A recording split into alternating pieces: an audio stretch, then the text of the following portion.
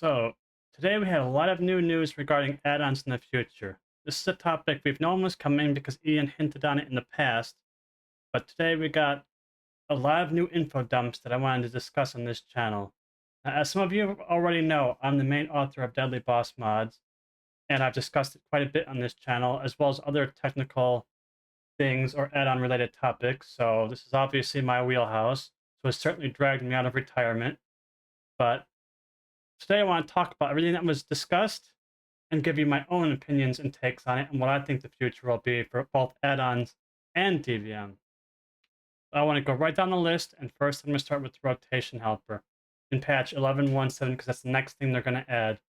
They're basically killing off Heckley add-on and building it into the game, and I want to give my thoughts on that first because that's where they're starting. So first thing I'm going to say, I think it's a good thing that they're doing this. They're adding base features to the game. If you've watched my previous videos on the topic, you'll know I've strongly advocated that Blizzard should do two things. Number one, recognize why people consider these add-ons mandatory. And two, approach it from two different angles. One, figure out what complexities in the game should be addressed to reduce the requirement of these add-ons in the first place. And also, add features to the game that is lacking that players have come to rely upon. And the rotation helper is obviously one of them, and them adding it to the base game I think is a good thing. But I don't think that's the only thing they should be doing. I think they should be adding it to the game, number one, but number two, they need to recognize why players are struggling with these rotations in the first place. I think that's something they didn't cover very well in the video, so I want to cover it a bit here now, is some rotations are overly complicated.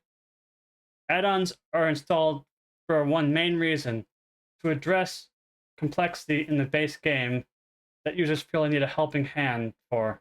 And adding a rotation helper to the base game is a good thing. It'll help a lot of people, especially for accessibility needs. I think it'll be a really good addition.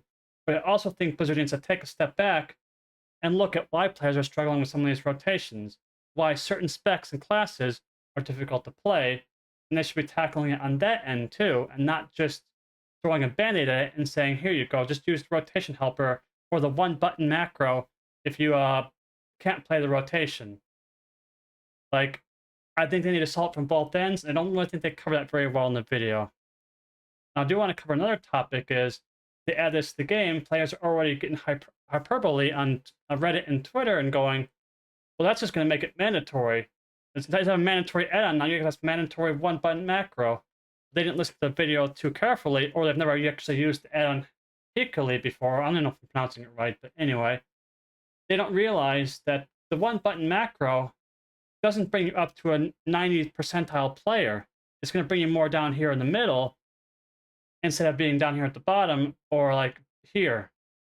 And that's because even a rotation helper, no matter how optimized you get it, can't account for strategy. And that's a big component to min-maxing gameplay. At best, it can get you a good parse on a target dummy.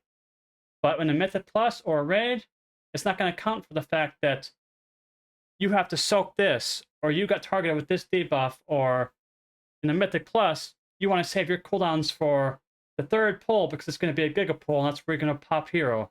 It doesn't know that. You do as a player. So this one-button rotation is not going to magically make the game, oh my god, autoplay, game's ruined. Get the hell out of here with all that nonsense. That's if people are reacting like that, they're being ridiculous. I can understand reacting about Blizzard not solving the other end of the problem, because I agree. They should be looking at the rotation complexity in the first place and going, does it really need to be this hard? Does it really need to be this many buttons? That's a legitimate issue to be concerned about. The people getting all up in arms about the game being ruined because this is beginning to the game, get off that high horse because it makes no sense. Anyways, that's my thoughts on the rotation helper. I think it's good for the game, but it's not the only thing they should be working on. But they also discussed a lot of future things. They discussed that they're going to be calling a lot of other add-ons too. Pretty much anything to do with combat add-ons, details, plater, DBM, the works. And those things have a lot to talk about too. First, I'm going to talk about damage meters because it's a very simple topic. They should be built into the game. That's just a given. And there's not much else to say about that because it's #1 installed add-on for a reason. I can even show you real quick. I mean, let's see. CurseForge. You're going to see it right here. #1 add-on, details. Shocking. It's been a #1 add-on for a while. It even toppled DBM probably 2 or 3 years ago because it's come to the point where people are more concerned with their damage than surviving, which is no real surprise. You know, an MMO was all about EPing, so people want damage meter in game. That's a given, and it's #1 download add-on for a reason. So it should be there, and that's all there really is to say about that. The next topic is boss mods. This is a big one. I've actually advocated for this for years, and if you've watched my previous videos, you know I've advocated for years that features of boss mods should be baseline. In fact, did you know that the pull timer that we have in-game is because boss mod authors pushed for that? One of the biggest problems we had in raiding was the fact that you had to install boss mods just to see something so basic, so fundamental as a pull timer. If you didn't have DBM or bigwigs installed, you couldn't see the timer for when you're pulling the boss. And that was a huge discrepancy between people using add-ons and users not using add-ons. When Blizzard added a pull timer to the game, it still wasn't good enough, and we had to push for it. Additionally, we put a lot of pressure on Blizzard to go, hey, this still needs to be added to Classic, and it still needs this, this, and this feature to be usable. And they finally added it to all versions of the game. It was good for everyone. Now, whether you have DBM, bigwigs, or no mod at all, you can send a pull timer and you can see a pull timer, and that's how it should be. That's how you solve the problem when add-ons providing a feature that's mandatory, but it's lacking in the base game. You add it. The next part of boss mods is timers. Timers is also a fundamental feature that's mandatory. Even if you claim that you don't use any add-ons, you can raid without any add-ons whatsoever, I guarantee you're still relying on them whether you're using them or not, because someone in your raid is calling stuff out for you. Someone is saying, get ready, soak's coming soon, damage incoming, run to the outer edge and get in position for this next mechanic, etc. Somebody in your raid is running timers, even if you aren't, because they are mandatory. You can't do a modern boss encounter without choreographing all these moving pieces together to do the boss fight, and these timers make that possible. And Blizzard knows this. They design fights around these timers existing. They expect you to have some concept of when abilities are coming. Now, sometimes they try to telegraph that in a way like boss energy. The boss's main ability might be tied to their mana or power bar, and when it gets full, they do some big nasty, and you can look at that to tell it's coming. But that's not always the case. In fact, it's rarely the case. Even when it is the case, it's usually the case for one of the boss's abilities, and bosses have like 20 abilities these days, which I'll get to that topic later. But basically, boss mods or timers should be baseline. Now, what does that mean for boss mods in general in their future? We don't really know. They didn't really get into that. They basically said they're going to limit the information available to add-ons after the add features baseline. And so far, the only thing they've said they're adding baseline is timers. They never said anything about alerts or flashes, sounds, anything like that. They haven't said anything that they're going to do with that. I think it's very important they do talk about those things, because I'm going to talk about a big point about boss mods that Blizzard didn't cover here. They're more than just timers. They're a mod of customization and accessibility. Even when it comes to timers, I hope when they add timers to the game, they still allow DBM or bigwigs or weak hours to customize them. Even if they take away the combat log and go with a basic API that says, okay, starting a timer of 30 seconds for this ability. They send that information out to the API, and our add-ons go, okay, well, we'll create our own bar that the user can customize in different ways, because at the end of the day, there's no customization that's good for all players. Like, Blizzard can make this built-in cooldown timer thing, or timeline as they're calling it, and players are going to go, I don't want this, I want DBM. And Blizzard's like, oh, well, we don't want you to have DBM, and there's going to be pushback. I guarantee there'll be pushback. And eventually, they're probably going to come to a middle ground where I think they're going to allow mods like DBM or bigwigs to customize the timer based on the information they give us. And I think that'll be the middle ground that's reached. And I think that's where add-ons have to come into play. But one thing they need to talk about more, as I said, is sounds and alerts. For example, I've had many people reach out to me about DBM that go, hey, thanks for your add-on. I'm visually impaired, and because of that, I rely on audio cues from DBM to help compensate for this. And your text-to-speech alerts have really been helpful because I can't really see very well what's going on, but I can hear it. And I've heard from the other opposite end of people who are hearing impaired who are going, I can't hear what's going on, but thanks to the UI flash and icons on my screen for WinRARs, I can see what's going on better to compensate. Add-ons provide a huge accessibility bonus, and that's why that kind of customization is very important. If Blizzard kills all of that, they are going to get major backlash without even realizing it because they didn't consider that. And I hope that's something they avoid by communicating with us and the players in general and getting this all sorted out, which is why I'm hoping they're putting this video out now, is that's exactly what they're doing. They're in the feedback process. They're going, this is our plan, give us your feedback. That's what this video is all about, right? So in my vision of what add-ons should be, like DBM I want to talk about specifically, Blizzard controls the information available to us, and they provide the information baseline, and the add-on just lets you customize it with visuals and audio, but we're not adding core features. We're not actually producing the information. We're just relaying the information to the user with audio and visuals that represents their needs. And that's something that the base UI should do, for the most part, pretty decently on its own, but something we should be able to extend via the add-on in a controlled manner that reaches the middle ground to where the goal of Blizzard is reached. Whether you have the add-on or not, information is there. The information should always be their baseline, period. You shouldn't have to install an add-on to get information. Merely install an add-on to customize the display of the information. So I hope in the future we could have add-ons and Blizzard working like this and not going like this, with users in the middle going, what the hell? We got left with nothing. So anyways, I went on a long tangent about boss timers and boss alerts. And this extends also to other add-ons like nameplates. We'll talk about nameplates for a minute. Nameplates are in a sore spot right now. If you do Mythic Plus, if you're not doing it with a nameplate add-on, you are severely handicapping yourself because you need basic fundamental features are just lacking with the base nameplate feature. One such example is the ability to emphasize certain mobs over other mobs. Maybe this is the important caster, and this is the trash mob that doesn't matter. Maybe you want to have this nameplate be smaller and this one be big and purple. And people use add-ons like Player to achieve that. They'll use Quasi's profile to achieve that because he has the Mythic Plus experience that already codes in a profile for you that says this mob, this mob, this mob's important.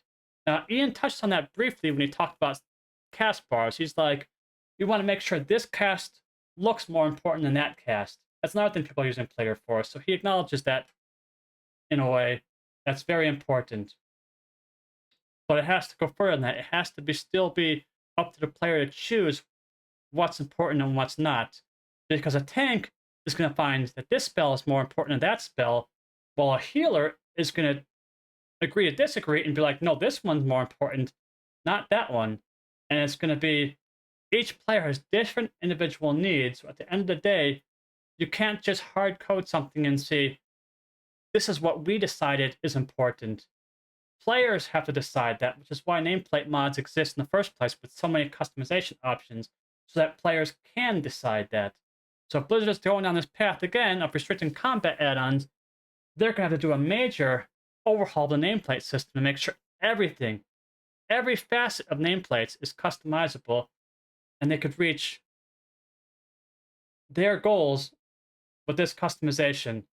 Which again, I say they can do it in a way to where they reach a middle ground to where the base features are more than adequate to cover most users, but you still have the add-ons that exist that could still extend or customize this. They could reskin it and still change the appearance of certain things or make things bigger, smaller, etc. To way add-ons and the base game again coexist. I'm following a common theme here. Like, I still have the philosophy you don't just kill add-ons. I think Ian agrees too. I don't think their goal is to kill add-ons. I think they just want to limit them and scope them down to reduce computational helpers and make the add-ons just be a way of customizing things, which is why I envision a perfect version of the game to where everything is built in, but add-ons can extend or customize it. Sort of like my Winamp analogy I used in my previous videos, to where Winamp has a skinning feature to where Winamp plugins, if you're around in like the 90s, you know, like ancient old men like me, was a media player whose biggest popular feature was skinning. Basically, the skins didn't add any features to it at all. They just changed the layout and design of the player to make it your personal experience. That's what add-ons should be. And I want to talk about one more point that needs to emphasize down outside the add-on scope that Ian touched on briefly. He used an example that I actually specifically used in my previous video, which makes me wonder if you're watching these videos. If you are, hi Ian. But in my previous video, I used a very specific example of not being able to see a frontal in Mythic Plus because you have so many nameplates, so many trash mobs, so many visuals, and that frontal itself has a poor visual, so you can't see it. And you're suddenly dead in Mythic Plus because you got hit by a frontal. You had no means of being able to see or avoid unless you installed an add-on pack or DBM or something that alerted you with audible clues like saying frontal, frontal. In fact, if you watch any Mythic Plus streamer at all, any streamer, I don't care who you open, your first thing you're going to hear is exactly that. Frontal, frontal, interrupt, frontal, meow, frontal, bang, you know, etc. These audio alerts are there to compensate for what's sorely lacking. Visuals. And Ian made one point that I agree with, and that's visuals on important spells need to be emphasized. They need to be visual. That frontal, you need to be able to see it. One point he failed to mention was the opposite, the contrast, the problem. One of the main reasons you can't see that frontal is because you can see too much other stuff that doesn't matter. All the AoEs, all the healing effects, all this noise all over the screen that makes it difficult to see what's going on. Even if he does improve the visual of that frontal, there's still many situations where you still won't be able to see it because there's too much going on, which is why this issue needs to be tackled from two fronts, not just one. You can't just, oh, this is hard to see, turn it up, turn it up, turn it up. That's, again, that's cat and mouse within itself. You're creating your own cat and mouse game to where you're just making this louder, louder, and louder instead of looking at this and being like, we need to take this and turn it down. Visuals have been a mess for a long time. They're all over the place. Now, the swirlies that were added in the most recent patch, that's an amazing change. That's actually made the game a lot better. The new raid, it's much easier than ever to avoid most mechanics. There's still some inherent glitches that need to be fixed with the engine, like visuals get stuck under carpets or under stairs that are invisible, or visuals that might go under player spells. That's actually more of a problem in Mythic Plus than the raid. Raids tend to be pretty flat and more well-tested, but when it comes to Mythic Plus, again, you have that situation to where that frontal or that swirl in the ground, even the new art, can still clip under the grass or under a carpet or under a grate and not be visible whatsoever. That needs fixing too. But visual noise is a huge, huge problem, especially when it comes to player spells. And Blizzard needs to add a way to customize that to where users can say, hey, I don't want to see the heals on the tank. I don't want to be tanking and have all these green swirls around my player portrait to tell me I'm being healed. I can look at my player unit frame and see the predictive healing that shows heals are incoming. I can look at my health bar. I don't need these visuals. They're just noise. And they should be customizable. Same thing with AoEs. If you're AoEing a trash pack in a Mythic Plus dungeon, even with only 5 players, that's a lot of noise. You want to be able to turn that down. Now, you kind of can by changing spell density to, like, essential only, but it's still iffy because Blizzard hard-codes certain minimum values on spells. because I said in a previous interview, they don't want the visuals to be invisible because they feel it's important to know that the AoEs are being cast there, especially as a tank. Because if you don't know where the AoEs are cast, maybe you might pull the mobs out of it by mistake. And I can understand that point of view, but at the same time, I've been a main tank for almost 20 years, and I know when players are AoEing the mobs, even if I don't see the visual.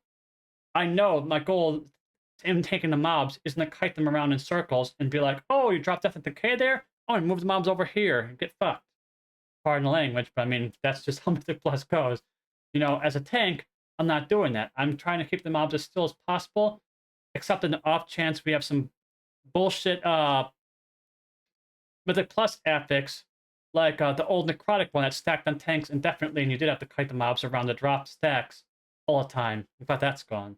But in general, even if there's a tank, I'm going to take those visuals and turn them to the lowest settings possible, or even off in most cases, because I'd rather see the mechanics, not Blizzard and Hurricane and all this other noise. In fact, they're always updating these visuals to be even more complex. They're like, oh, the game's been out 20 years, we need to update this visual to something cooler.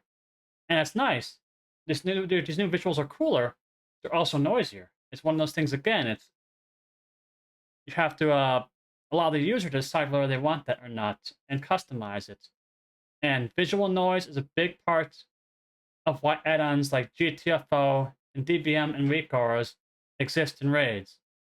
And dungeons, especially. I'm going to emphasize again, dungeons, because they did a pretty decent job of the most recent raid. But you can still go into the most recent Mythic Plus dungeons, and even delves, and have considerable problems seeing things. Even things that have clear visuals are hard to see once the other visuals are cluttering it up. So they need to emphasize this point more and address it, and not just tackle it from one end and be like, this needs to be louder. They need to also go, this needs to be less loud. That's my point I want to talk about on that. And to summarize this all up, because I don't want this video to be too long, I just want to readdress the points I wanted to say again. When it comes to things like the rotation helper, visuals, and add-ons in general, you need to do two things. You need to recognize what they're solving, then you need to solve it on both ends, not just one. I feel like one thing about this interview that hit hard with me is that they're focusing almost entirely on addressing the problem from the add-on perspective. At least maybe that's because that was the topic of the interview, but they're basically like, oh, the rotations are too difficult. Here's a rotation helper. Instead of going, well, why is the rotation too difficult? And with the add-ons, why are the add-ons mandatory for these other things? You know, cooldown timers, etc., boss mechanics, etc. Well, they looked at it, it's like, okay, we'll build it in the base game so the add-on's not required. They also need to look at why is the encounter so difficult in the first place. And he touched that, and I will say, I'll retract. He did touch on that a bit. He did say they'll dial it back on the encounter mechanics a little bit, but still, I think encounters are overly complicated. Some of the best examples they gave in this video, like Sludge Fist, are the most simple mechanics imaginable, but they still design fights that have 30 plus abilities on one fight, like 5 phases, and all this stuff going on, and it's way overcomplicated. You look at the dungeon journal and you're overwhelmed. Even when you read the summary is like, okay, this is just the TLDR of the fight. Here's 8 bullet points just for your role. Like, nani? People don't want to remember all that. That's why they install add-ons in the first place, so that they can autopilot the fight, because there's too many mechanics, most of which is bloat. And even the dungeon journal, I touched on it briefly. They talked about the journal a bit, but they failed to mention one point, and that's the journal is it's overcomplicated too. It's as bad as add-ons, if you ask me. The journal itself could be written better. I always say the journal is written for nerds, not for the average player. It's written for the encounter designer, not for the player that just needs the summary. Like, if you look at the journal, you have more questions than answers sometimes. Then you go to Wowhead and you'd be like, oh, that's the boss TLDR. Why didn't they just put that in the journal? Like, why does the journal have all this noise? So I think that's another area they could approach. They could up the journal to be more clear, especially the summary page. You know, maybe a TLDR would be nice if they approached it from that angle and explained the fight better instead of relying on users to just go, okay, I need to use this external website to figure out how to do the fight and this external add-on to execute it because there's too much going on otherwise. So toning the fights down and simplifying it would go a long way. And I don't mean, and simplify does not mean make it easier. I want to emphasize that down. You can have a hard fight that has 3 mechanics, and you can have an easy fight that has 30. It's not about quantity, it's about quality, and that's what's really important to drill down. Well, anyways, I'm sorry this video is completely disorganized. Normally I might actually write a script and a draft and put it together and spend a few days organizing my thoughts and planning the video out more thoroughly. But since this topic was just dropped on us without notice today, I want to get a video out ASAP sharing my viewpoints. Oh, I want to summarize one last thing. Is what does this mean for the future of DBM? I honestly have no idea, because Blizzard rarely communicates with add-on authors, and that's been a problem for 20 years now. Now, it has improved a bit lately with our ability to report bugs and stuff like that, but when it comes to this kind of stuff, the last person that found out any of this information was add-on authors. I guarantee you there's probably a dozen content creators that knew about these changes a while ago. We didn't find out until this video dropped. It was like a bombshell on us, out of the blue. And we probably still won't find out anything first. We'll be the last ones to find out with the rest of the players, because we rarely communicate with Blizzard and these type of things. That's one of the reasons why we run into issues in the first place, like private auras, a system that didn't work whatsoever, that could have been handled better if there was a communication system going on between us and Blizzard that improved this problem solving. Like, I feel like Blizzard's always trying to solve the add-on problem without talking to the experts on add-ons, us. So hopefully that changes too in the future. I'm asking for that to change in the future. Please consult us more and have us communicate more on this topic. Again, I'm going on a tangent. I apologize for my disorganized thoughts. But what's DBM's future? I have no idea, but I'm going to keep working on it full-time until I can't anymore. And hopefully there's a future to where we coexist. Because I've always said in the past in my previous videos, I'd rather see what's best for the game than what's best for me. If what's best for the game is to kill DBM, so be it. But I do hope for a future to where we can coexist in a way that makes it so the game is good as is, but DBM can still make it better for somebody. And we could exist together and work together to achieve that. That's all I have to say about this, really. Thank you for watching this disorganized mess of a video. And I'll see you in the next one, whenever that is.